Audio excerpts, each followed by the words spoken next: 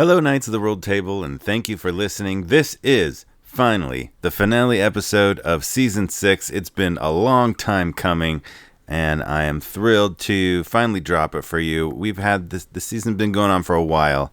My life looks dramatically different than it did at the beginning of this season. We've had several family members pass away, we've had medical issues and all sorts of things, but through thick and thin, it's been always wonderful to be able to record with other knights and tell stories that people enjoy and that we enjoy telling. So thank you truly from the bottom of my heart for listening, and we hope you enjoy the finale. Now, take care of yourself, take care of each other, and make life an adventure.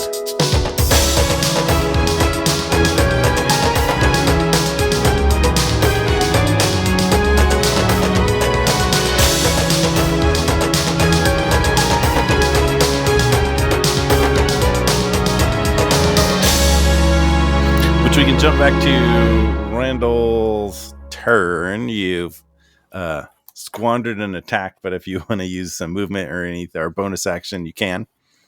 He's going to keep scrambling to the door on the other side. Okay, give me a dex roll. 11. Not gracefully, but you're able to kind of like make your way, kind of like grab onto the doorknob barely and kind of like yank your way through. Yeah, holding the wall like you're ice skating, and you don't. Yeah, where you get to look at a whole bunch of cells and no more guards. Let's jump back outside from there to. All right, so the scene outside. What have we got? Gravely standing above all of these formidable-looking guards that are kind of pouring out of the next level gate. A big now mountain of dirt getting in the way of these guards coming out of that fortress. Tiburon just is up on the battlements, who's messed up some archers. Sarsa's got spirit guardians right in the face of the most forward undead, and Brant is in hawk form outside of the jail. Next is a whole bunch more. So there's probably maybe 20 of the undead guards visible at this point. And you fought 2 before in the throne room where Malkadoth was. You attacked Malkadoth, which turned out to be Bavrax in disguise. One of them killed your ally, Riggs's like inside man. They killed that guy. Tiburon had a pretty rough time fighting just one of them. So 20 is a lot. Also, a bunch of less formidable, more kind of like zombies and skeletons and creatures start to pour out of the barracks on the kind of like fourth corner. Torque, yes, Torque, very good. So they killed Torque, who could not be revived after that. Tiburon had a pretty rough time fighting just 2 of these guys, so that's intimidating, but they were pretty messed up by erupting earth. They're about to get spirit guardians to the face. But also in support of that, the gates of the portcullis that you had shut down now explode outward. Like the whole gate structure, like it's knocked off its like casing and knocks out of the way, and looking that way you see Caraquil, who's holding like what is now a piece of paper because he just read a scroll that allowed him to blow that open, and it generally looks like the fight outside has gone well. They probably didn't have to do too much fighting of the guards, but now the townspeople are prepared to kind of pour into this courtyard and do whatever they can to help with the fight. Gravely, that goes to you. Okay, I'm still hanging by the rope. I'm going to... the earth is not covering the door, right? It was like sort of away from the door. Matt says no. Yeah, there's still enough room for them to get out or you to get in at the door. Yeah. Okay. And they're still coming out? Yes. Or... my goodness. I mean, you're looking down at like what you think is. You don't quite have a huge view deep into the fortress, but you think this is about the last of them. You think there's about 20 altogether. None of them have noticed you. So you're almost like right behind them as the last ones come out. On the wall, is there any like window or anything like that? Or is it's just the door? Pretty solid, just the door. This is kind of the start of where the fortress is built into the mountain. So there's not even a roof really. You're climbing up into Mount Cambion if you went up. So really you've got to get through that door, which is open. Let's go. I'm just going to drop down, use my movement, drop down. I'll take my short sword out, which I hardly ever use. And if I'm gonna basically just trying to make my way in, and I'll just yell like, "Follow me!"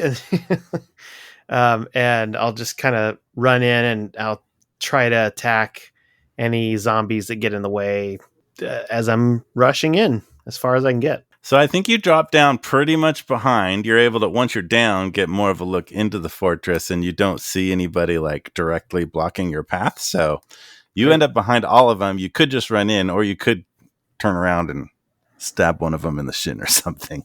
Up to you. Yeah, I don't want to do anything to bring them after me, but I also don't want to block. I mean, I have some things that could like block the path, but that's gonna mess up everybody else. So I'm just gonna. So I probably won't yell anything, but I'm just gonna. Yeah, I'll drop down, kind of like, expecting to fight, and be like, oh, and then just kind of run in. So Randall is already in there, or he's in a different. Randall's in a different. Oh, corner. okay. Well, I will just go in and sort of survey the space. You've been in there once before, which is freshest in your memory because it was the last time you went in anywhere was through these doors and a couple more layers, and that's where you were turned to fog. So you kind of remember the layout, and you do not see anybody around the fortress that you can see at this point. Okay, I'm going to cast Locate Object. Okay. That'll be my action. I'll take a second, grab my symbol of Mistra around my neck, and cast Locate Object, and that's going to drop Pass Without Trace because it's concentration, but it is going to... Okay. I'm going to focus on the Heartrend Dagger. Okay. What does that tell you about the object you're locating? If it's within 1,000 feet of me, if it's in motion, I'll know the direction of its movement. I'll know can locate the nearest object of a particular kind or weapon. I sense the direction of the object's location. So it is within 1,000 feet of you. It is in motion, and based on your kind of like knowledge of the layout here, you would guess it's maybe right now in motion, but in the throne room, which is kind of like straight back deeper into the fortress. Okay. I'll use my movement to keep going as far as I can. Okay. With that information. And I'll bonus action use my Knight's Tattoo to silently communicate and to everybody else to say, I've got a fix on the dagger. It's near the throne room. I'm heading in. Try to get in as soon as you can. All right. So you all hear that except for Randall. Gravely out. Great. Okay. Branch, you're in hawk form outside of a closed door. This is the one weakness of hawks. Yep. I think you probably have some sense with like good hearing and such that there's a lot of rats happening in there, which you know probably what that means too. I will sort of glide down to the ground, unmorph, and slip inside the jail there. Okay. Or the door to the jail. Door is not locked. You're able to open it. As you do so, you open and see like rats start to flood out. You see a lot of grease everywhere. The rats are like covered in grease. And you see two guards prone, covered in grease, covered in rats, freaking out. You probably see Randall through the next doorway beyond the giant grease kind of puddle. You've seen the layout. You're the only one who's seen the layout of this jail because you were already here as a fly or something like that. You were able to kind of dragonfly case the joint. Yes. So doors open. You're you. What do you want to do? I would like to get to where the prisoners are. Actually, you know what I want to do? Yes. Because we probably will need a key to release them. I want to. Are the guards? They're still like up. Well, they're prone, but they're still like. They're down. They're around. They got rats all over them. They're not knocked out or anything. No. I'm going to go ahead and cast Speak with Animals. Okay. And I'm going to talk to the rats and say, hello, little rodent friends. I think that you are friends with my friend Clump, and I am Branch. Can you please find any keys, like shiny metal thing, whatever the rat word for key would be? Like check. You're speaking rat. It's key. Yeah. They're like, oh, we love Grump. She's our mistress. Yay! Oh, let's look for the keys, guys. So they all like jump. Essentially, what you see is they all jump into the pants of the two guards, which is somehow even more unsettling to the guards who are like slapping at their like pockets and stuff. And they definitely two sets of rats emerge with two sets of keys. Cool. One of you go and bring the keys to Clump, and the other give me the key that you have, and then I will go towards the prison with the keys. One set runs off past Randall, another set runs towards you. They also sort of like arrange themselves, so if you want, you have a little like rat bridge to walk across the grease. So this is my literal nightmare. But Branch loves it. Branch is cool. Yeah. Thank you, rodent friends. Sorry if I step on you too much. But Branch does not weigh a lot. Break our backs. Distribute the weight. Got my quarterstaff out to like balance. This is using D&D to get over fears. Yes. Yep. Yeah. It's like exposure therapy. Greasy rats are your friends. So, all right, you're there. You end up like right behind Randall, looking into all these cells. You see the other group of rats in front of you, bringing the keys to Clump's cell. Hi, Randall. Oh, hey, buddy. Let us get the friends out. And okay, let's do it. Jingle the keys. I imagine that is as much bonus action movement that I would be able to pull off in 6 seconds. Yes. My speech to the rats, so that probably ends my turn. Yes, but also I feel like our task is our side quest here is probably mostly accomplished. So we can just jump to kind of the two of you and the rats, kind of like unlocking all the cells. You know where Clump is. Cletus is in there, and some other townsfolk that you recognize. I don't know if the two of you know who all the were creatures are, but some of them are in there, and kind of other townsfolk. Things are fast paced, but do either of you want to say anything to any of the former prisoners? Brothers and sisters, now is our time for revolution. We're going to take over and dismantle all of the systems that have put you under this oppressive rule. It is now time to rise and fight. Fight! All the Follow little us. Rats raise their hands, raise their little paws as fist. Yes, down with the bourgeoisie. I think a lot of the kind of like townsfolk and prisoners are like, I don't know about this possum guy, really. And Cletus is there. She's like, no, he's good. He's good. I'm the main character. Come on, everybody, let's go see what we can do. And they all sort of like yes, come this start way. making their way out. Watch out for the grease. Also, hi, Clump. Oh, hello, Branch. Thank you for. I used is it pipes that she was used to control the rats? Pipes of the sewers. I used your gift. Thank you very much. They worked very well. You are welcome. Let us go kick some butt. Okay. And she takes your hand, kind of awkwardly. You need. Okay. You should go with your friends and maybe see. I will see you later. Okay. Yes. Okay. I will see you later. Could I put my lips on your lips as the humans do? Goblin love. Yes. Yes, Branch would like this very much, Clump. Okay. And she like pushes her lips against your lips. Sexiest season yet. I don't know if either of you are necessarily that like experienced with kissing. Have so enough it's lips. kind of like pressing against each other. But it feels really nice, and you're determined to practice more. Amazing. Love it. All right, that's going on in the jail. Let's jump out to Sarsa. Got some high intensity spirit guardians ready to dismantle some undead. Yeah. You just heard Gravely's beckoning to follow him in there. There's also a giant mound of dirt in front of him. I'm gonna run towards them with my spirit guardians. Okay, we said 5d8 damage. Is that what it was? Mm-hmm. They take half on a fail. It's a wisdom saving throw. Yeah, it'll be 22 radiant damage. Okay, so you charge into them, all get damaged. Some of them who got the worst of the erupting earth go down with that. Some do not, but it certainly clears a path for you.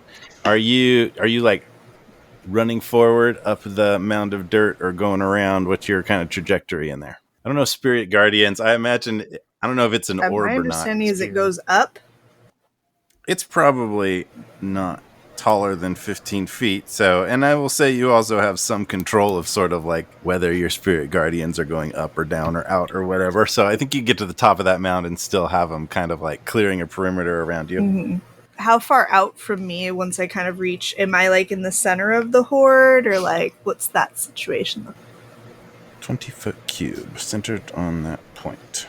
Ask that Like, again. am What I was that? kind of in the center of the horde? Are they like further Yes. out? So how far out from me are they all? The ones that have not already gone down? They're spreading out because they have to go around the mound. So the farthest ones are probably like 30 or 40 feet away in either All direction. right, I'm going up the mound, you just charge centering forward. myself as much as possible, and then I'm going to use my channel divinity to turn undead, which is technically destroy undead All right. at this point. So that is any undead that can see or hear me within 30 feet must make a wisdom saving throw. If they are a challenge rating of 1/2 or lower and they fail their throw, they are instantly destroyed. If not, then they are turned for 1 minute. So that's if they save. If they don't save, are they not affected? Yeah. I mean, if they don't save, they're affected. If they save, does nothing Yeah. happen? So they're not under 1.5 challenge rating. Of the ones that are in your kind of destroy undead radius, approximately half of them just like beeline in all directions away from you, and half stay in position. They don't really turn towards you. They seem to be kind of like under orders to continue marching out into the square, but you've thinned out the ranks a lot. A lot of those that are still in your radius are still getting beat up by the spirit guardians. So there's only a few kind of like left in the path that you walk in. Anything else for Sarsa's turn? That's... And I think the radius of your spirit guardians kind of extends to the doorway, so you've pretty effectively cleared a path for anybody else who wants to follow Gravely. Leaves us to Tiburon up, having disposed of several archers. What do you want to do? You've heard Gravely's call to follow him. I'm gonna go ahead and cast Expeditious Retreat on myself. That allows me to essentially dash as a bonus action. Okay. And then I'm going to jump down and make a run straight for the door. Try and get this close to Gravely as I can. Okay, so do you want to dash for action and dash as bonus action? Let's do it. That's probably a lot. What's your regular movement? 30. So that gives you 90 feet of movement, I would say. So that probably takes you right past like kind of like passing Sarsa with a gust of wind, weaving through what's remaining of the Tom undead Cruise run, there. Yeah. I think you end up kind of like within 5 or 10 feet of where Gravely is. Excellent. So let's see. Resetting the order, everybody kind of continues to flood in. So we've got like formidable undead flooding in, getting kind of like spanked coming out of the fortress. We've got townsfolk flooding in from the courtyard. We've got low-level undead flooding in from the barracks. And now the door's probably not closed, but out of the doorway to the jail comes a bunch of former prisoners and rats and Randall and Branch. So let's go to Randall's turn. Randall will head straight, have everybody go straight into the fray to take on these undead. Yeah. Probably should do a big thing. Let's see, what's a big thing I could do? On your way. Let's say Randall's gonna start with finding like a nearby like chair or something, and like find a chair. Sure, there's a chair. Lucky. Okay, well, anything that's there, an old crate, a barrel. Roll for chair.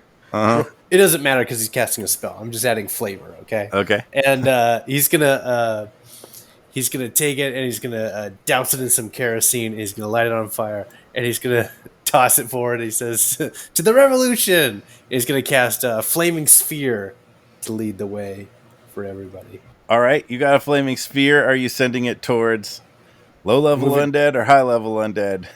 Let's send it towards the low level guys.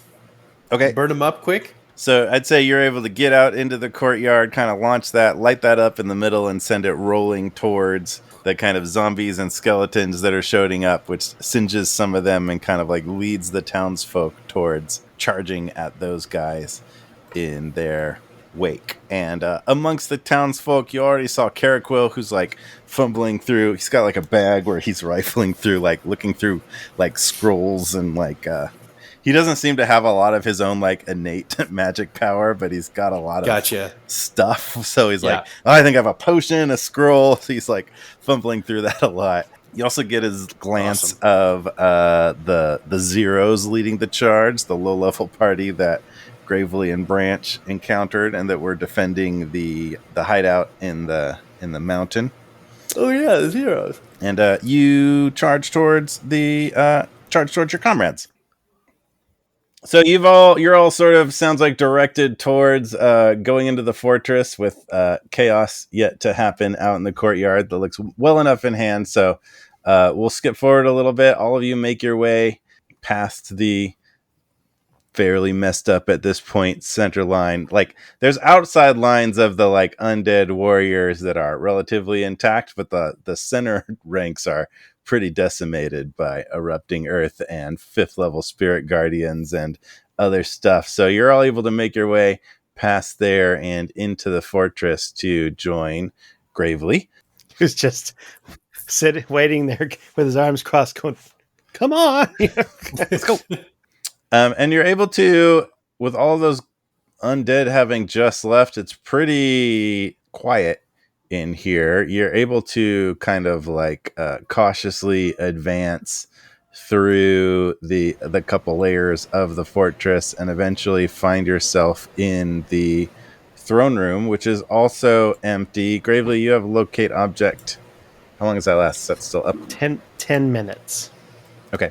So you might be, by the time you get there, a couple minutes into that, but you still have it up, and you have a sense that the dagger and the holder of the dagger have advanced into, again, with a decent sense of the kind of like shape of this fortress having been in it before. Like they've taken that same path kind of back through the moat and everything. They've gone underneath. They've gone in the secret place.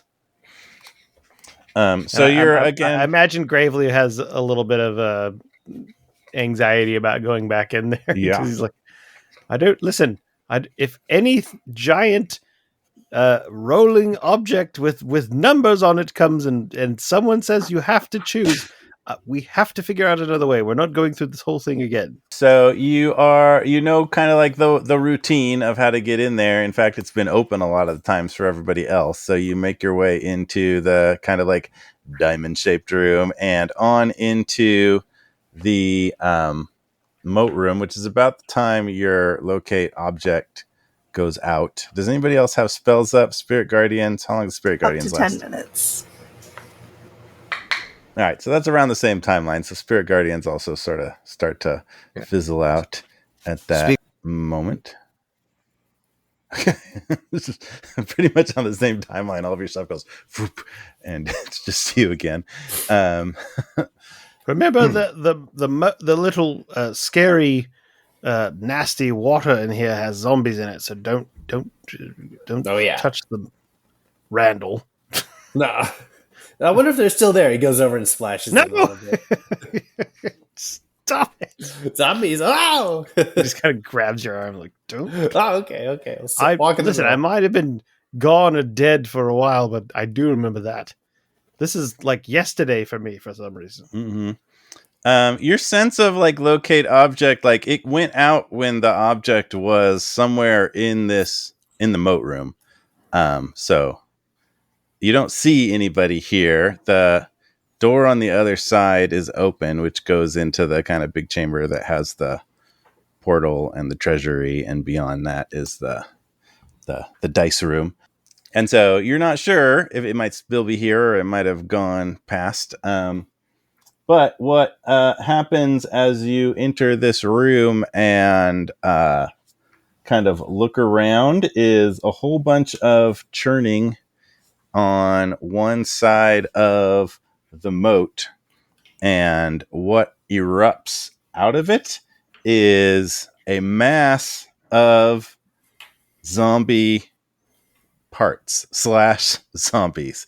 What erupts out of it is a giant, like roughly humanoid shaped creature that seems to be a bunch of zombie bodies like glommed together.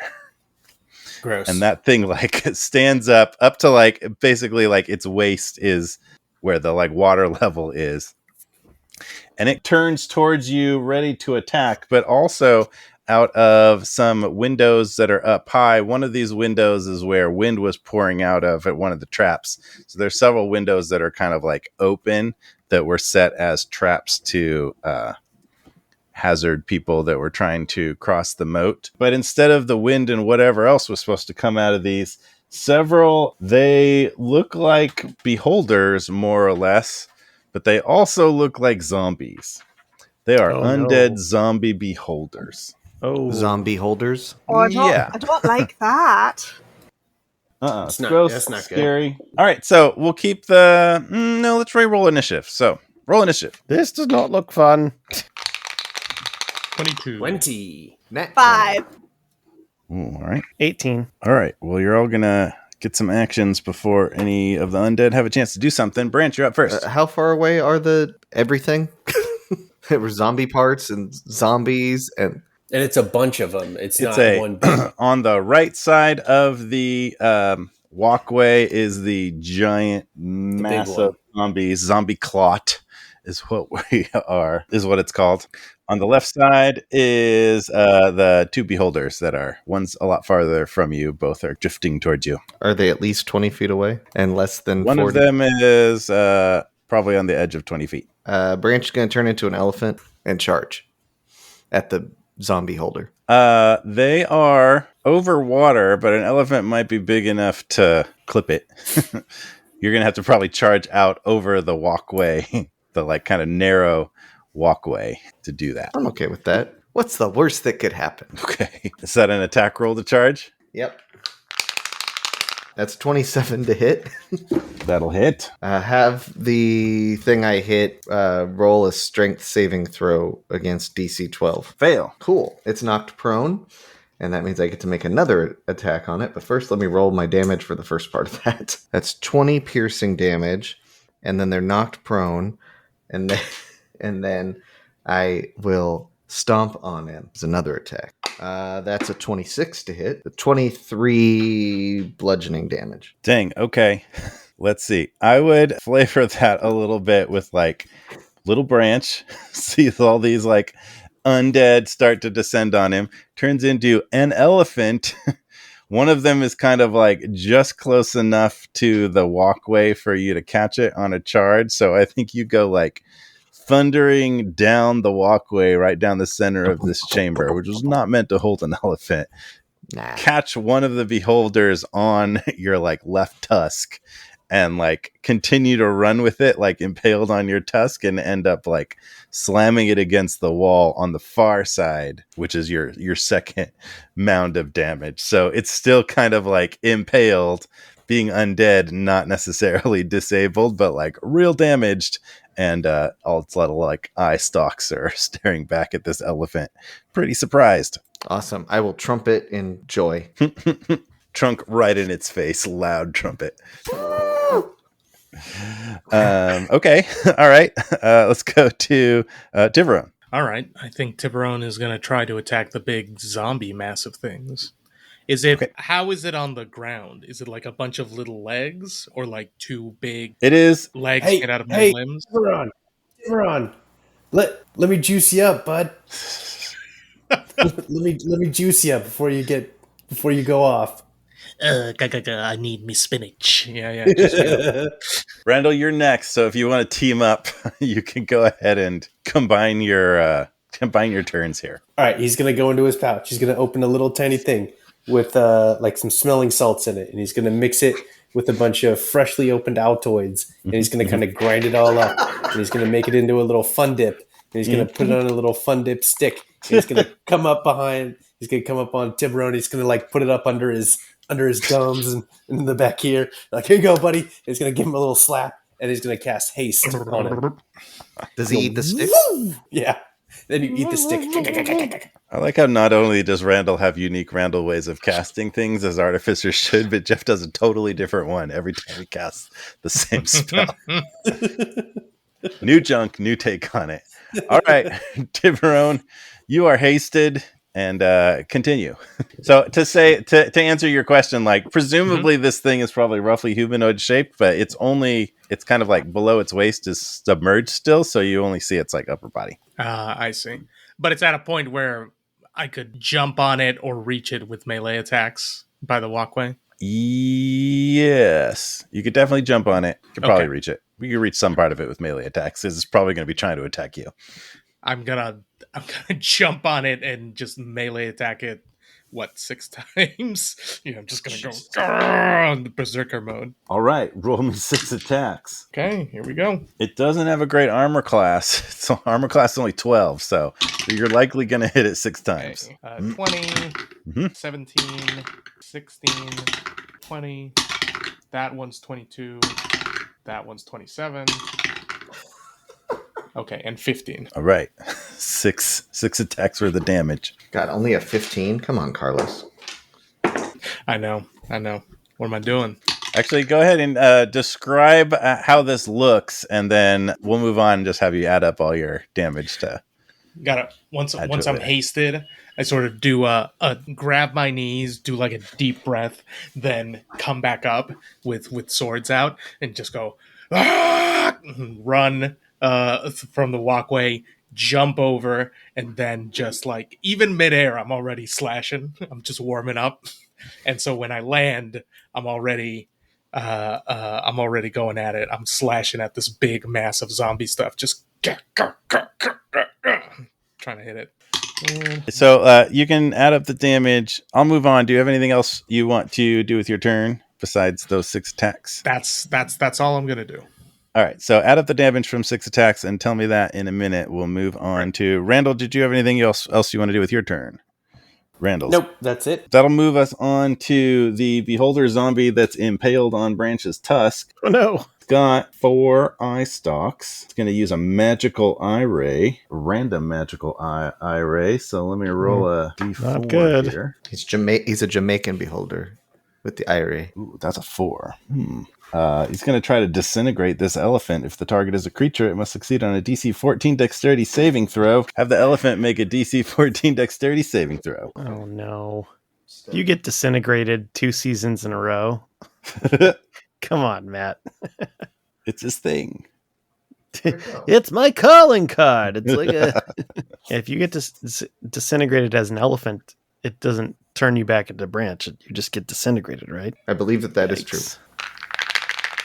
Cool. I have 14? It's DC 14, so that just barely succeeds. Jeez Louise. You are a lucky pachyderm. Stop disintegrating me, guys. That would have been 45 force damage, but you avoid that. And that will be that Beholder zombie's turn. There's another one out there. What's your hit points as a elephant, Branch? Elephant is 76 hit points. Oh. Okay, so you would have lived. Take 1 disintegration, right? You can handle that. That'll bring us to Gravely. It has to take you to 0 and then you get disintegrated. Is that how disintegrate works? Mm-hmm. Yeah, it does damage. How many zombie beholders total? There's 1 undamaged, and there's 1 on the other side of the room impaled on Elephant Branch. Is there, next to the zombie beholder, is there anything else? Is there, so there's like a Katamari zombie ball or something like that? Mm-hmm.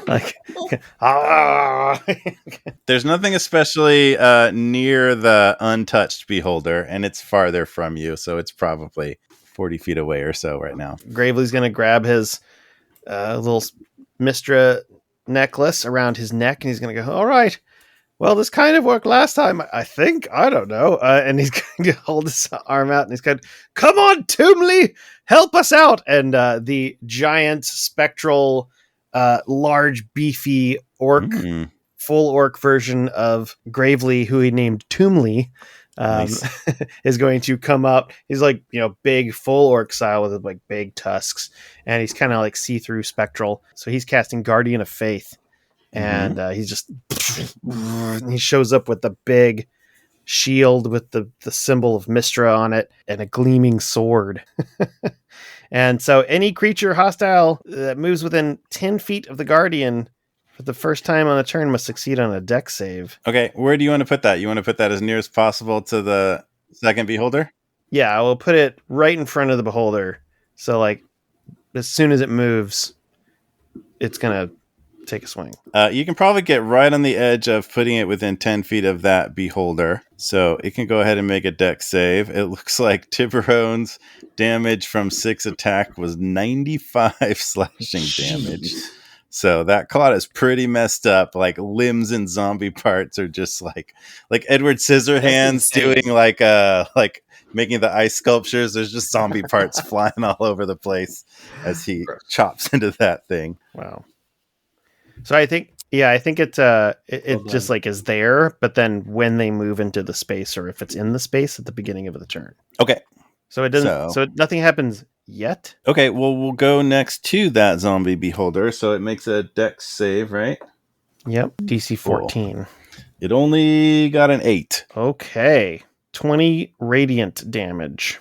All right. Slashing with its radiant sword. That's Toomly's thing. Yeah. Okay. Bonus action, I'll cast Hunter's Mark on it. Okay. On the beholder? Oh, Toomly, Gravely. I just got that. It rolled a 3. It's going to try that on Toomly. It's going to cast Enervation Ray. The target creature must make a DC 14 con saving throw. It's not a thing? Is it not damageable? It just like exists for a certain amount of time? It just exists. Yeah, you can't. It either lasts 8 hours or until it deals 60 damage. Ooh, all right. So it just 20 is. down. Yeah, I mean, I think the beholder doesn't necessarily know that, so it would take the shot anyway at the thing that just attacked it. But it like shoots this ray at Toomly, which deals a good chunk of necrotic damage, but it doesn't seem to affect. I imagine it would just kind of like go through Toomly, and Toomly's going to look down and be like, "Ugh, yes. No." And that will bring us to the zombie clot. Just got diced and sliced by Tiburon. Deathly stench. Any creature that starts its turn within 10 feet of the zombie must succeed at a DC 14 Constitution saving throw or taking some damage. That'll definitely be Tiburon. Give me a con save. I think probably nobody else is within that at the moment. 9. Ooh. All right. So you are poisoned, and you'll take 15 poison damage. Got it. Just not as much as you did to it. That's a bit of an understatement, Zach. Yeah, a little bit. So then it's going to do some slam attacks back to you. So let's see how those go. That was a 16. Probably not going to do it. And a 22. A 22 will hit. All right. It's going to do 24 bludgeoning damage. Ooh. Just like smashes one fist down onto you, and like zombie parts kind of give way. Like it does all that damage. Essentially, its fist goes through you.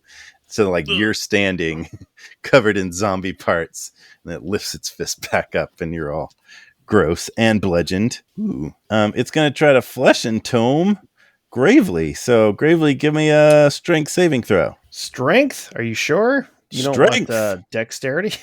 That's not how this works. Okay. 15.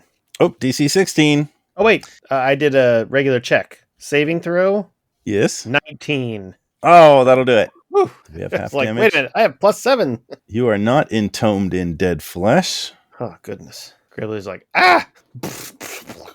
It doesn't look like there's a like half damage for success. So I think it like turns to you and like throws a big clot of zombie parts at you, and you just sort of like just like matrix your way out of its way, and kind of zombie parts smash against the wall behind you and continue to wriggle around a little bit. But that's very gross. I didn't ask for a hand. And that will bring us to now Sarsa. We have icky beholder zombies. Who's engaged with who? On the far side of the chamber, a giant elephant has impaled one beholder zombie. A little bit closer to you, a second beholder zombie has tried to attack Gravely's guardian of faith that he's just summoned and failed. Closer to you, Tiburon has diced and sliced the giant zombie clot who has just both attacked Tiburon and thrown a clot of itself. Is there anything else visible in the room? Like, because we came in, we saw these guys, like... Nothing new. You've been in this room a lot. It's the moat room, so it's a narrow, 5-foot passageway with this sludgy water on either side of it that had smaller zombies in it initially, and on the far side is the entrance into the chamber that has the treasury and the portal. And I'm going to cast Moonbeam and put it in proximity of the beefier of the two zombie beholders that's still relatively... So you can drop that down on the one that was fighting Toomley. I'm going to throw that as another level 5 spell. Dang. That's a save, I'm guessing, for the beholder? Yeah, so it's going to be 5d10 Constitution save. That's a 7. Probably not going to do it. And what's that damage? And that stays in place. That one's concentration for up to 1 minute. Okay. Anything else for Sarsa's turn? I'm going to, because that's got a range of 120 feet, so keeping my distance, I'm going to kind of, as much as I can, squeeze in just to keep moving my way through the room, so I'm not just keeping to the back. Okay. So you start to work your way forward a little bit down the moat, concentrating on Moonbeam.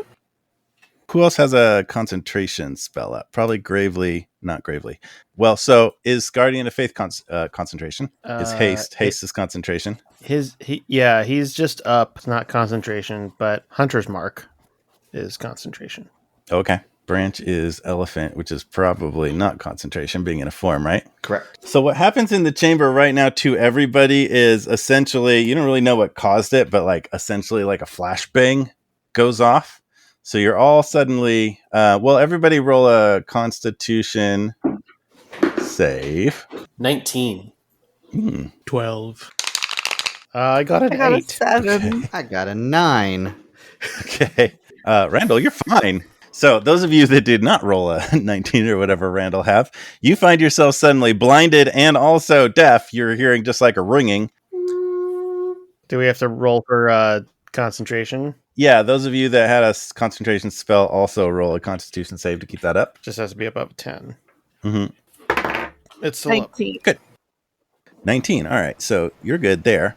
But Sarsa, you specifically, amidst this kind of sudden chaos, you feel a dagger pushed to your throat. You actually don't feel a dagger pushed to your throat. You feel an arm kind of grasping your shoulders from behind, and you feel pressure on your throat, and somebody whispers in your ear, "Come with me, unless you want to lose what you love most."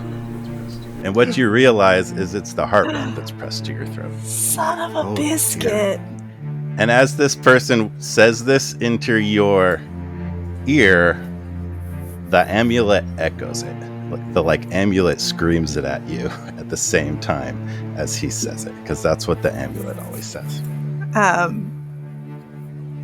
She can't quite think properly. But those of you that have a knight's tattoo, you just hear a cry of anguish come through the mark.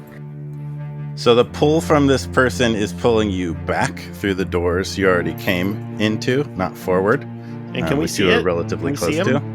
You can't see anything because you're blind right at this moment. And we can't hear anything either. But you probably do get that kind of quick expression through the knight's tattoo, which probably doesn't deal with your actual ears.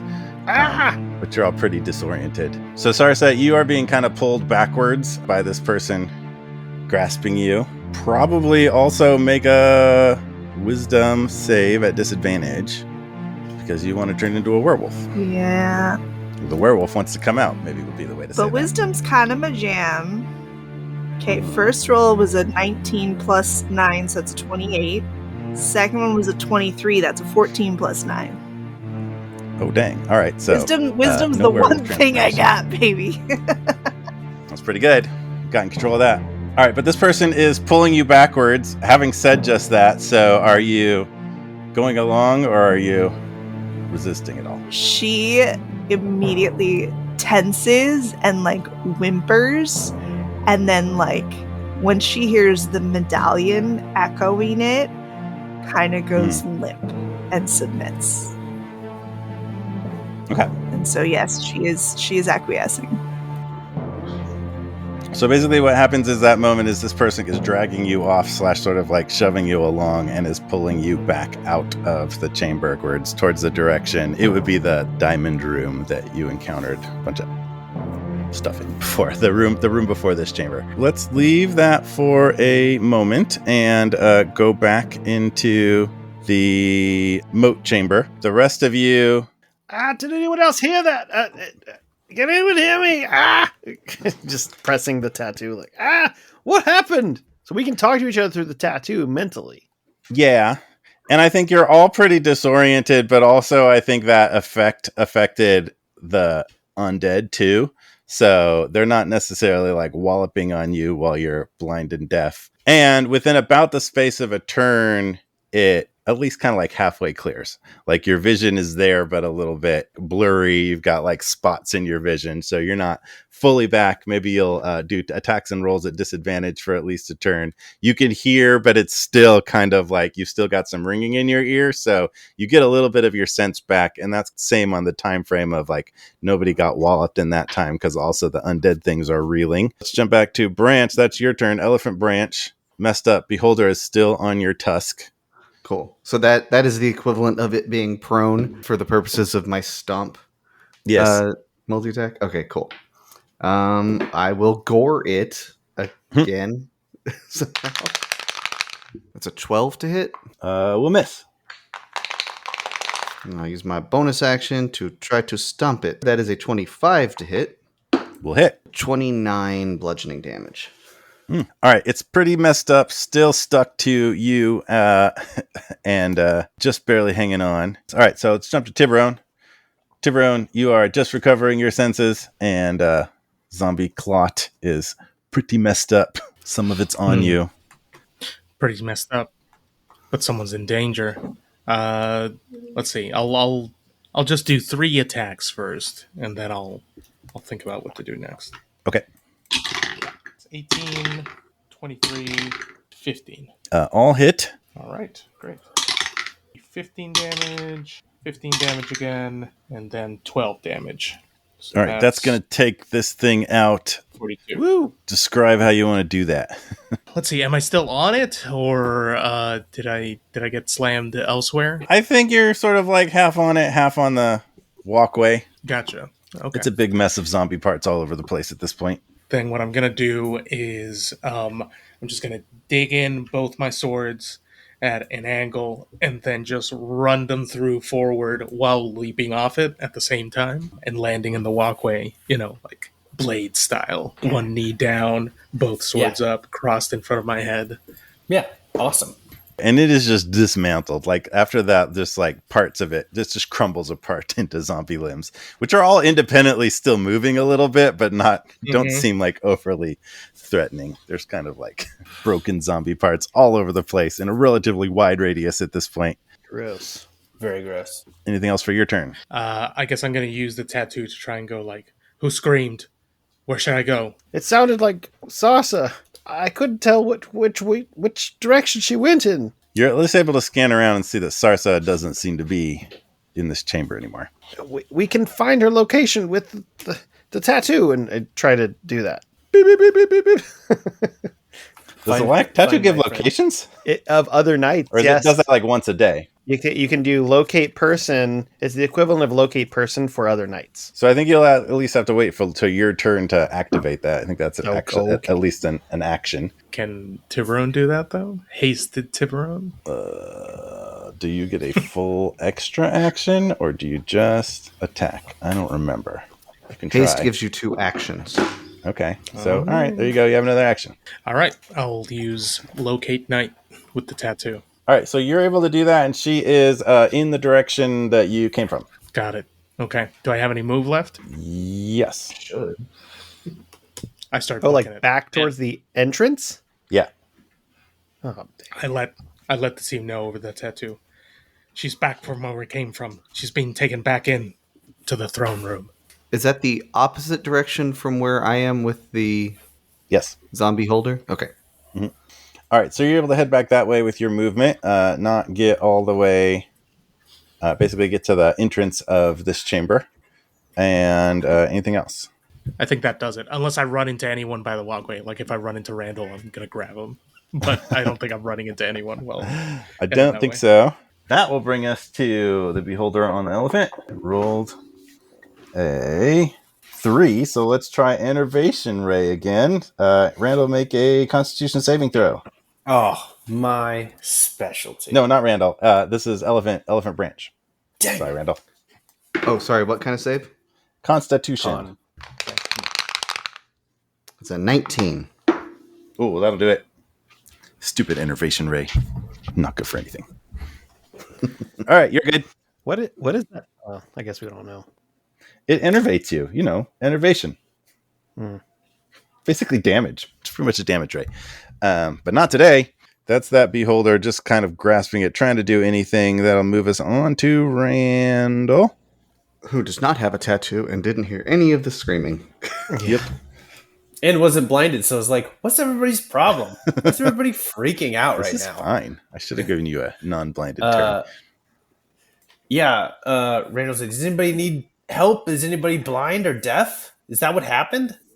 Team? What? Where's If you weren't blinded, does that mean that you would have been able to see Sarsa get taken? kind of like after that happened, did I kind of like look around and like assess, did I pick up kind of what Tiburon and like putting together that Tiburon's running that way now? Am I like kind of getting that like maybe something happened? You did have more of a view of Sarsa during that. Like you could see during that, but there was also a lot going on. Roll a perception check, actually. 16. No, you didn't quite. You kind of like saw Sarsa and then she was gone. And even though you had vision, you didn't actually see what happened to her in those moments. You do have a sense of like, Tiburon seems suddenly concerned behind us. What's going on with that? Okay. I think with like seeing that, I think he'll like go, let's see, one of those things is impaled. I'm gonna follow Tiburon. So I'm gonna follow Tiburon. Okay. So you head out that way and kind of catch up to where he was. His hasted speed moves more than your Randall speed. So both of you are kind of like at the entrance to the chamber behind you and can at least like see into it. It's dark. What you don't actually like see, you don't see anyone in there, but what you do just kind of catch is like the sound of big stones moving, like the like you just missed something closing. I should have written these words down more. There's no more zombie clot. I think that moves us to Gravely's turn. Gravely's going to make his way back, bleary-eyed, shaking his head, kind of like doing that thing where you smash your ear a couple times, like, come on. And you are in there with one beholder that seems relatively handled on an elephant and one that seems pretty beat up by Toomley, but not dismantled yet. Okay. So Gravely will take an arrow, 2 attacks, and go to the beholder that's near the elephant. Mm-hmm. Okay. Kind of like a no-look attack. Just like, 28. Hit. Give me just the damage from that first attack. Damage is 9. That will do it for the one on the elephant. So right in the undead eye, just yeah. And then Gravely not even, he's just and it turns around and comes, come on, let's go. It went unsettlingly close to the elephant's body, and you just see this like eye get skewered and the thing doesn't move. And I'm going to use my movement to go back towards out where Sarsa was supposedly taken. Okay, last gasp for the second zombie beholder then, dealing with Toomley. It's going to be a disintegration ray. Well, before that, it's the beginning of its turn, so it has to make another dexterity saving throw. Oh, not good. That's 2. 20 more radiant damage. Oh. It's pretty darn messed up. Tumley might be able to handle it on its own, but it does get a disintegration ray off at Gravely. Make a dexterity saving throw. You're probably going to be fine on that. Man, if we spent all this time to rescue your butt and then you get disintegrated, it's going to really... 17. The cherry on top. Okay. 17 will do it. No disintegration today. Be just the way. All right, so the undead situation is mostly handled. Tumley will probably be able to clean it up. Let's jump to Sarsa. Sarsa, you have been dragged by a figure that seems to be invisible. You can't kind of get a good lock on it, but you assume it's Riggs, who has dragged you into the previous kind of diamond-shaped chamber and then through a stone kind of like hidden door that you didn't realize was in another part of this chamber. So he's dragging you away from where the palace is, kind of like into an area you weren't there before, and continues pulling you along down like a hallway. It's kind of going up a little bit, and he's muttering to himself, "You don't understand. Everything got in the way. Only I can save the people of this town. There needs to be justice. Those who oppose my rule, they don't know what's going on. I have to stop them." Riggs, was it you? Are you the reason I have this curse? No, not your the werewolf thing. No, it's not me. That's not. I don't know anything about your werewolf thing. No. That's Why are you doing this? I just need to get away. I need to reclaim my. I need to restore order here in Cambion. I have to reestablish control. Use you and the dagger to do this. You know, you could also just work on a really, intricate PR campaign and win the hearts and minds of the public rather than governing through fear. This just doesn't really seem like the best way forward. People are getting hurt. Hearts and minds don't work. No, that doesn't work. That there's still terrorists and rabble rousers and rebellion. They don't understand. We have to have order. And he drags you on for a while, and that back and forth happens for a while through a couple of chambers. You have a general sense that like deeper into these corridors is like deeper into the mountain, and he's kind of pulling you the opposite. Since I'm being taken and this is happening, debating if enthrall or charm person is better. I think we're going to try charm person. She's going to say, Riggs, I so understand where you're coming from. It's so hard to be leadership. You know, when I was captaining my ship, even the people that I loved, sometimes they would just royally mess up, and sometimes you have to come on hard. That's the only way to get people to understand.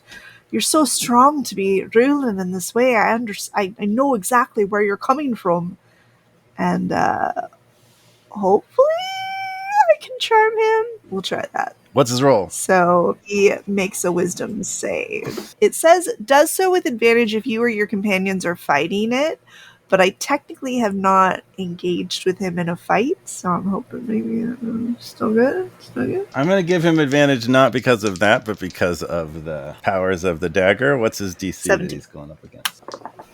I think high roll is a 16. Okay, so he is charmed by me and regards me as friendly. He can't attack me or target me with harmful abilities or magical effects. And I have advantage on any ability check to interact socially with him for 1 hour.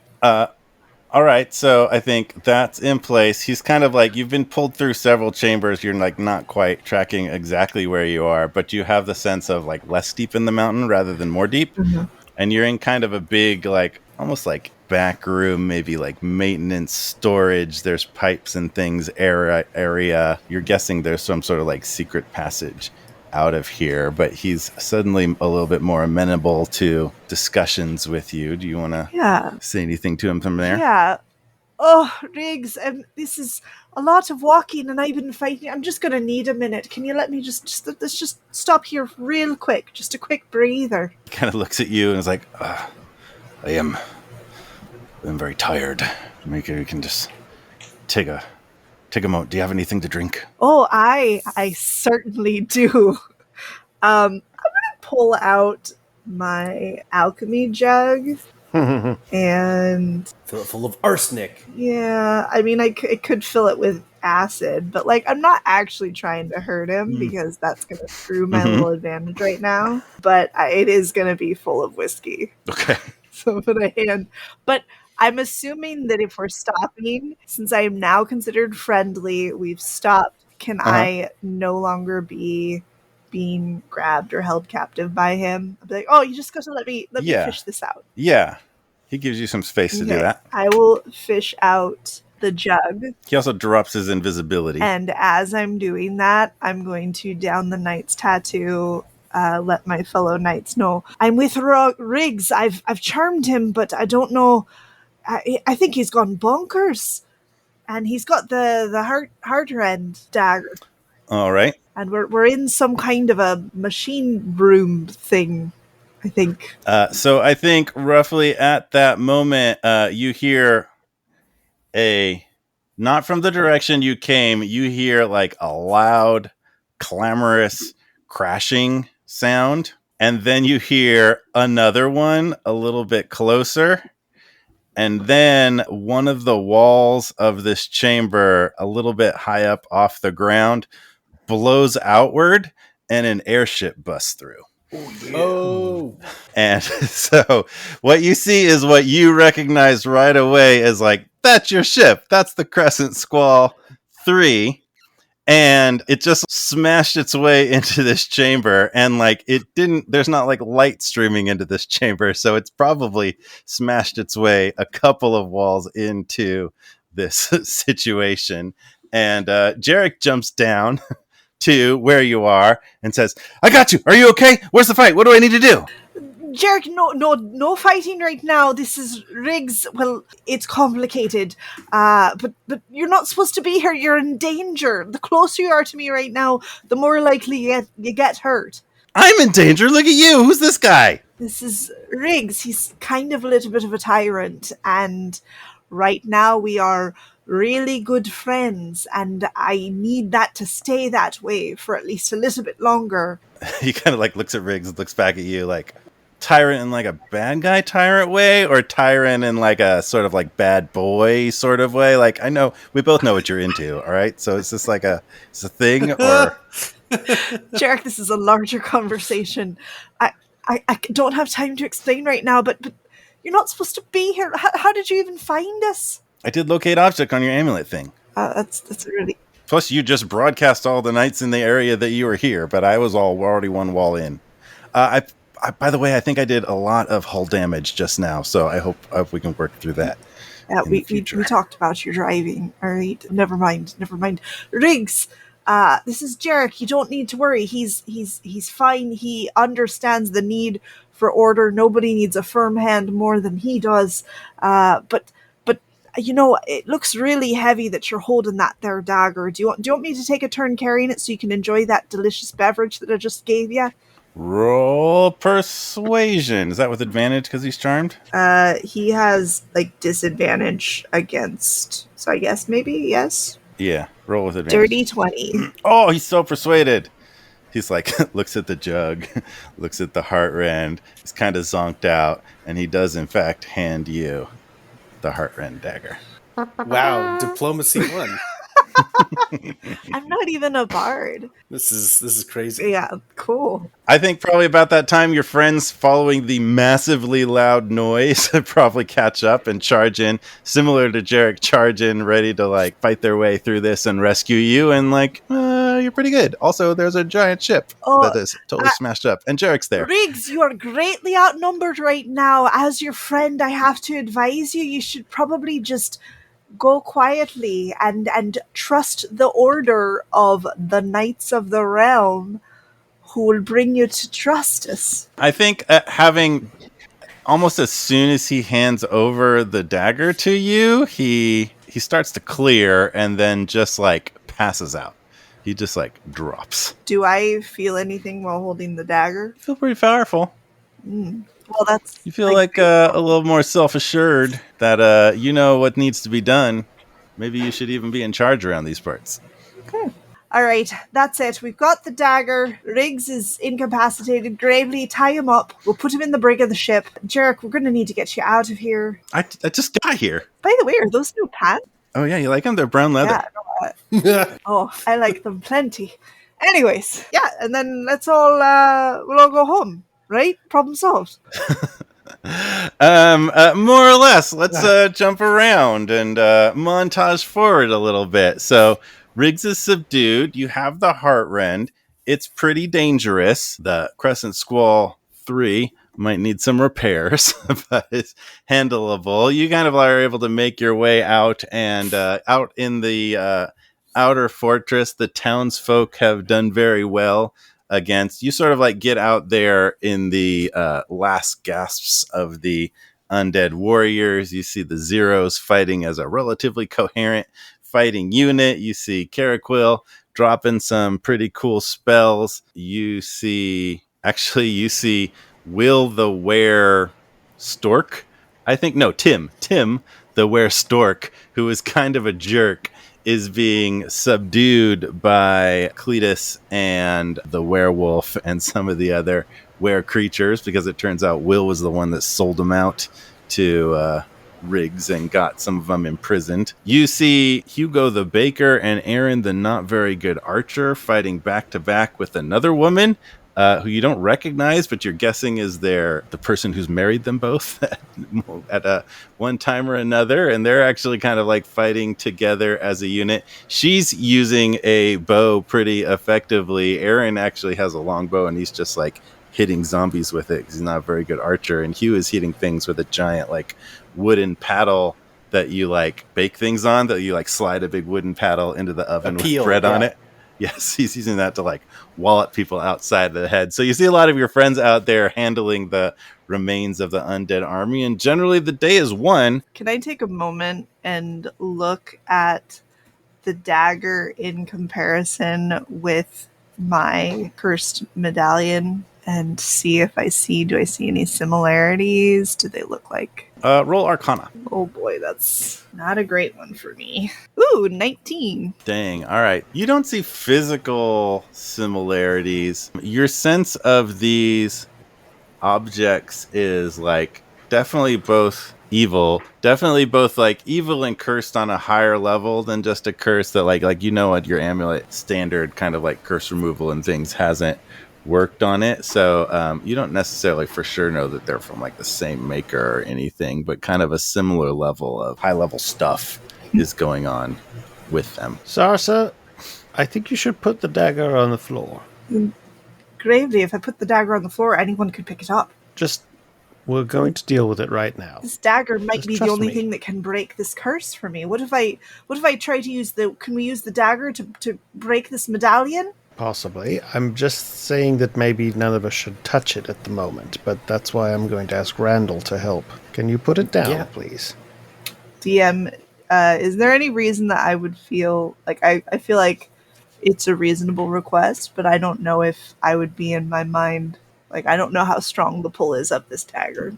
Yeah, I think it's telling you that you really don't want to do that, but Jarrett kind of like catches the vibe and takes a step closer to you, and you kind of feel his aura wash over you and feel a little bit fortified, and he actually like takes your hand and says, it seems right, Sarsa. So go ahead and make a wisdom save with his +5 aura bonus. I'll cast Bless. So that's another D4 added to that. Can I give a guidance? And Randall's gonna play music. Have a guidance. Can you give her inspiration? Can you give her inspiration? Yeah, I'll give you inspiration. You got guidance, bless, inspiration. That's a 25. Yeah! It's not enough. It really washes over you. Like you're able to, with all the support of all of your friends, you're able to suddenly understand the clear line between you and the dagger and exactly where it's already starting to infect your thinking. You have like momentary clarity on that. Go ahead and set it down if you choose. Okay. I will do so. Thank you, Sarsa. But if there's any chance it could destroy this damn amulet, then we will figure it out. But there are people that are we need to get this back to Bartleby and the other one that starts with a B. I can't remember. The Biscuit. small biscuit. That's right. Yes. Listen, I can't remember every character that I come up with.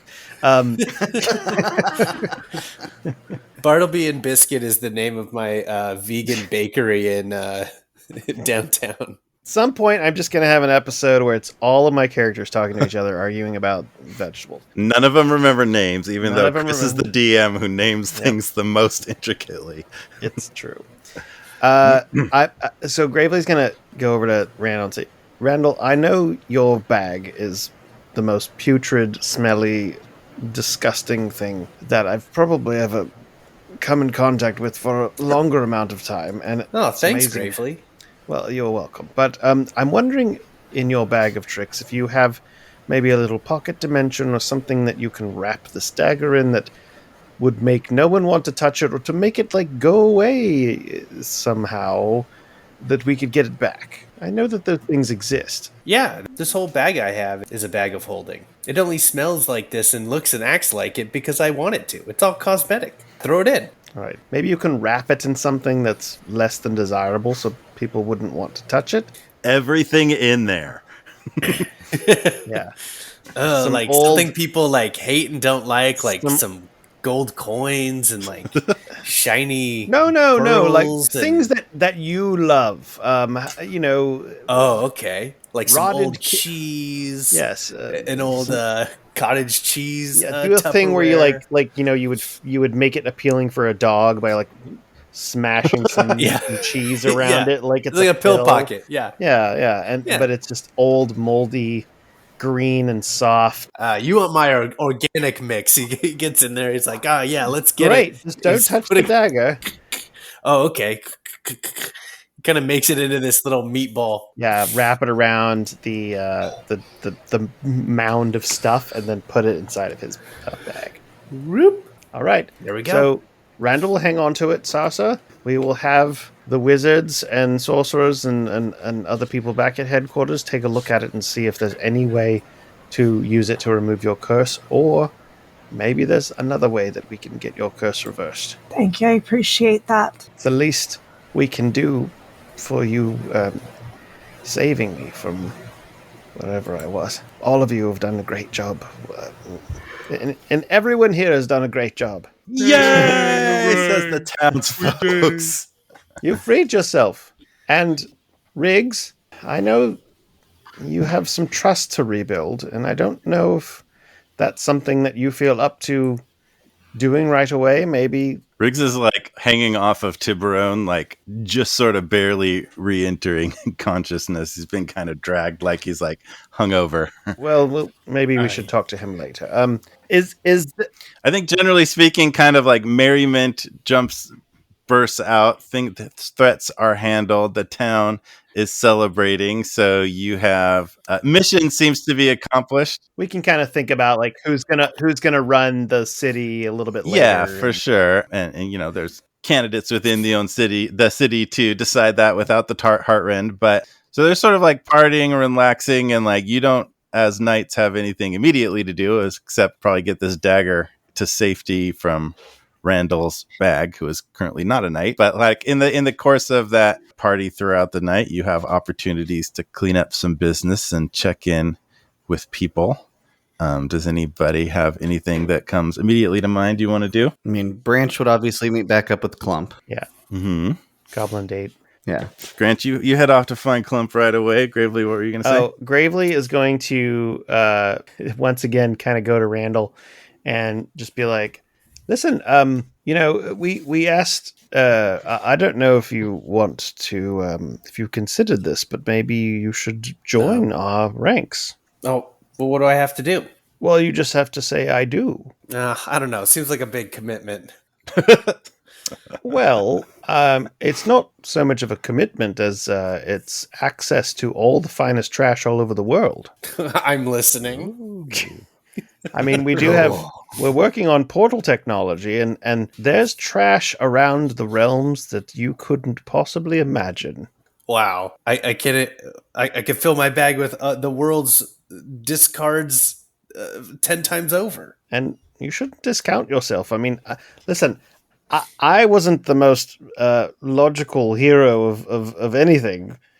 I was a second-rate delivery person, and who had an affinity for bows and arrows, and for some reason or another, as fate would have it, we became heroes of a small area and then another area, and you have done a great service to your land, and you can continue to do a great service to help all of us, and I would hate to see you rob us of your talents, as smelly as they might be, but well, you guys are cool, but what about everybody else? Everybody else just kicks old Randall out and discards old Randall like he's trash.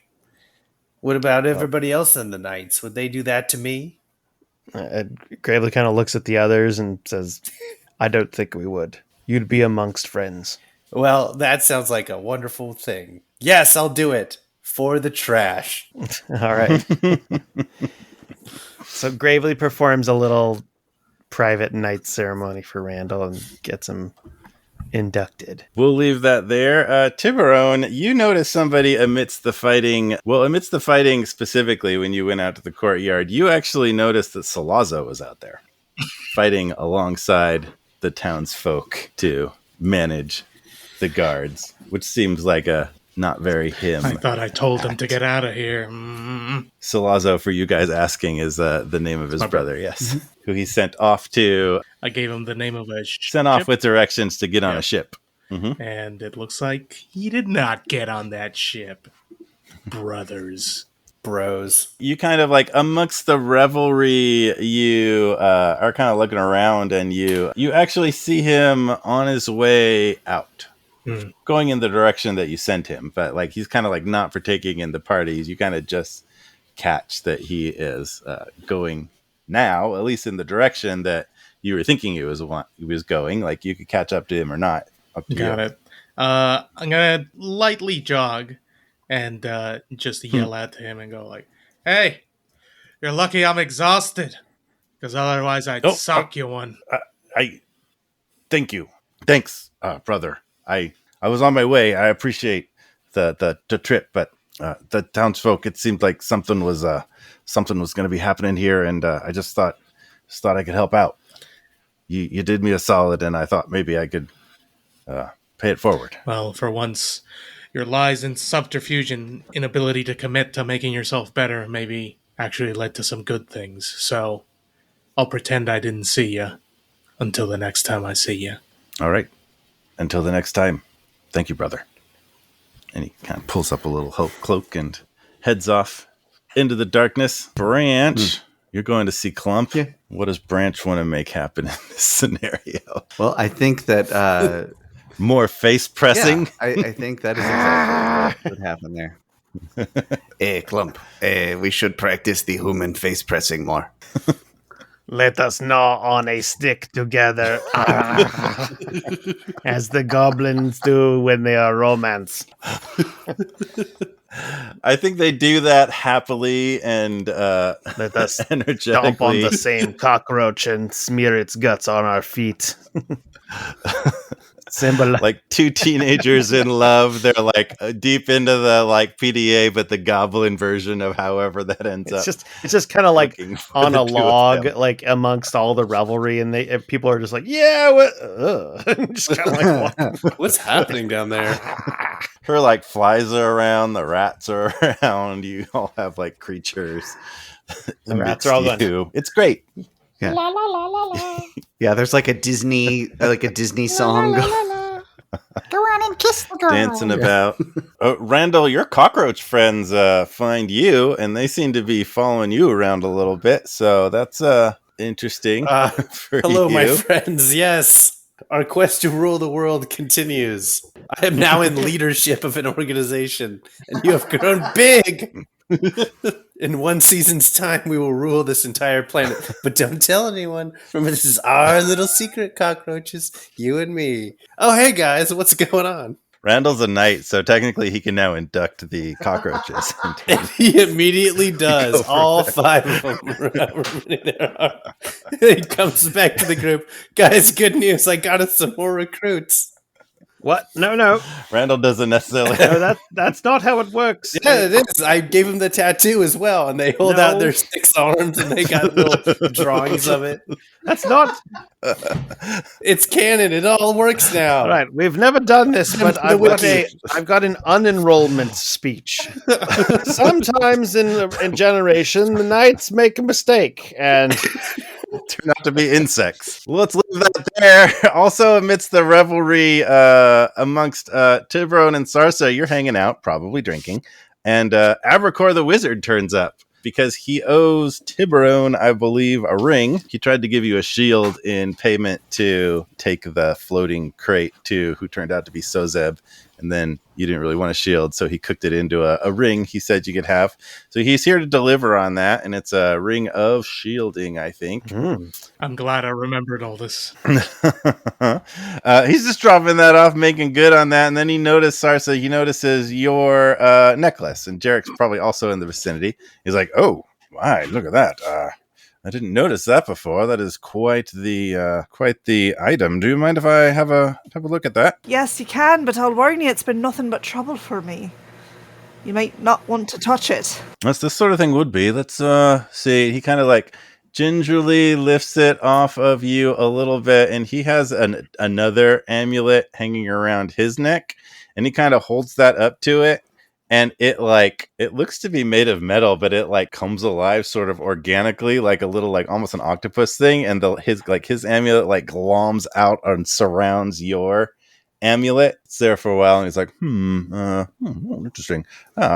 And then it like releases and pulls back, and you're wearing yours again. He's wearing his again. Like, oh, very interesting item. That's how has that been to be? How's it been to be attached to that for so long? Terrible. I mean, Sarsa's a couple drinks in, but she kind of looks at Tiburon like, I'm gonna get real right now. Like, sorry. Honestly, it's been hell. I keep, the werewolf thing on its own is pretty Cool. weird. Yes, and very nice. terrible, Yes, very terrible. Yes, I smell terrible in the shower. It's just like dog everywhere. that But would be a drawback. the yes. worst part is, I keep getting this voice that I'm going to destroy the thing that I care about most. And she kind of looks up over at Jarek across the way, and it's just like, and it's pulled me away from the only thing that keeps me sane. But I can't hurt him. Why would you avoid him? I'm not sure I understand. Well, because if I'm near him, then I'm going to destroy him. Well, no, it's not a prophecy. It's just what do you think that means? I don't know. I'm kind of a self-destructive person. I mean, have you seen how much whiskey I drink? Quite a lot. I have Not noticed exactly that. somebody who makes sound, rational decisions most of the I time. haven't known you very long, but I did notice quite a copious amount of whiskey going into yes. I'm actually a little bit proud of that. One time I won a competition. It was very impressive. It's true. But, I mean, and let's be honest, Jarek has the moral compass of a saint and probably deserves so much more than somebody that's like me. Jarek's off to the side drinking and like spit takes when you're that complimentary to him. Oh, can he hear me right That's now? the thing that's making he's like nearby enough, and he gets very startled whenever you compliment His him. creme brulee is still crap, though. He kind of like nods to himself, like, okay, calmer. But Abracor says, no. I think you've misunderstood the properties of this particular item. That's not something that will happen. This item merely, in addition to its very impressive lycanthrope-like abilities, it simply tells you your greatest fear. And What? yes, quite. It's simply the thing that you most believe might happen to you and fear might happen to you. And, to break it, you merely need to no longer be afraid of that. Well, anyway, I must be going. Enjoy the ring. And hope all this goes well, and maybe drink with a bit more moderation. And poof, he disappears. Sarsa is just like, looks incredibly perplexed and like is just kind of blankly blinking and like staring forward with her mouth hanging somewhat open. Jared kind of comes over and goes, you want another drink? Right. Maybe several. I haven't even asked. How are you? Oh, well, It's been a little rough lately. My best friends are a cat, a turtle, and a hawk, and they are Not gonna lie, a hawk for a imaginary. best friend sounds really freaking cool, but that part actually is a little Yeah, they're sad. familiar, so for better or worse, I'm just sort of like talking to imaginary friends a lot of the time, and so I've missed you kind of a lot, and it's nice to see you. Jerk, I'm only going to say this once, all right? So, but I'm sorry And For what? because this it's not easy for me to talk about my feelings and No. things like that, and I got real scared, all right, and I ran away, but I wasn't trying to hurt you, and I wasn't trying to leave you alone, all right. It was just to keep you safe because I've known a lot of people and I've been a lot of places, and at the end of the day, you're just the one thing that feels like a home, and I love you. Squeeze! You guys. And she He immediately starts chugging from her jug of whiskey. he takes that out of your hand and sets it down and wraps his arms around you and just gives you the biggest hug and embrace and Hug! Son of holds a you. biscuit. It's a hug, it's an embrace, and his mouth is right by your ear, and he says, "I've always loved you, Sarsa, and I always will love you forever." No. Yeah, it's bad. While that's happening, Mhm. Gravely has reached out to Bartleby and said, "Hey, can you set up some sort of like maybe in the morning? We're in no state to travel right now, but maybe in the morning can we set up a portal or some sort of transportation or something? We need to get some stuff back to headquarters and fill everyone in. The situation has been resolved, and elites are taken care of, and we have a very cursed item that needs to be looked at." Sure, what's Bartleby say? Oh yeah, sure. It's no problem. We actually have a little bit of a better handle on the portal. Isn't that right, Biscuit? Oh yeah, it's pretty great. I'd say it's about 87, maybe 86%. Just it's about as smooth as molasses coming out of a tree. You know what I'm saying? Yeah, well, I don't know what he says half the time, but I mean that's the. All right, well, that sounds great, and just maybe sunrise in the morning in this area, and is Sora in headquarters as well? Is she? Yes. All right. Good. We'll see you in the morning. All right. And just, while we're making Chris do all of his voices, Oliver, Qualivar, Faymore, you are Dead. doing quite well. Huh? You Okay. are in a peaceful, bright, loving place. You've been reunited with your love, Kilani, Oh, and so many more, so many ancestors and just my almost former party countless friends that you've known over your 1,000 years and who haven't had as long a time span with you. allies and friends and people that I had wonderful friendships with and relationships with. It's so good that we're all here in this peaceful place. This isn't so bad. You spend some time catching up. There's not really time as a thing so much where you are, but you very much enjoy the peace there, feel good about your choices. But then there comes a moment where you feel a calling to step aside, and you have a good, clear sense that this is not permanent. Like where you are now is where you will be, and you will be back shortly. But you get just sort of this sense of like, oh, I have to go for a minute. you sort of like give into that and kind of like let yourself be pulled away. And I think panning away, this is potentially after a little bit, the party and the merriment and the group returning back to headquarters and Cambion starting to move on to whatever's next. There's a rumbling in Mount Cambion, a rumbling and a shaking, and eventually, to whoever's around, they would see the top of the mountain blow off and explode all over the place, and a dragon bursts forth from the top of it and re-enters the world. And Oliver, you find yourself in the body of this dragon. Oh, What? get out. And we'll call the season Oliver there. Napkins. Yay! Yay! Man, I should have gotten to the moonbeam. Foolish.